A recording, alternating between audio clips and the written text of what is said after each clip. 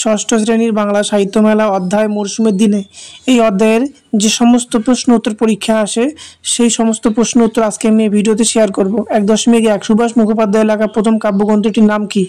উত্তর, সুভাষ মুখোপাধ্যায় লেখা প্রথম কাব্যগ্রন্থটির নাম পদাতিক। 1.2 তার লেখা একটি গদ্যের বইয়ের নাম লেখো। উত্তর, তার লেখা একটি গদ্যের বইয়ের নাম কাঁচা পাকা। 2. নিচের প্রশ্নগুলির একটি বাক্যে উত্তর দাও। 2.1 ধান শব্দটি কোন শব্দ থেকে এসেছে? উত্তর, ধান শব্দটি সংস্কৃত শব্দ ধান্য থেকে এসেছে। 2.2 অগ্রহায়ণ বলতে কি বোঝায়?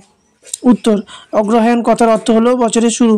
2.3 এদেশের সমস্ত পালা পার্বণ আনন্দ উৎসব এসবের মূলে কি রয়েছে? উত্তর, এদেশের সমস্ত পালা পার্বণ আনন্দ উৎসব এসবের মূলে আছে চাষবাস। 2.4 বসুধরা ব্রত কোন ঋতুতে হয়? উত্তর, বসুধরা ব্রত এদেশের গ্রীষ্ম ঋতুতে হয়।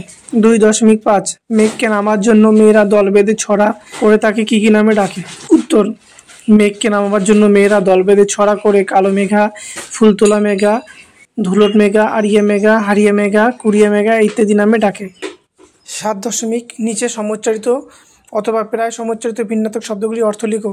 উত্তর, ধোয়া পরিষ্কার করা, জলে পানিতে, বাধা বিপদ, গায়ে শরীরে, ধোয়া বাষ্প বা ধূম, জলে জ্বালা করে, বাধা বন্ধন, গায়ে গ্রামে, ঝড়ে বিচ্যুত হয়ে, ঝড়ে প্রবল বেগে প্রবাহিত বায়ুতে।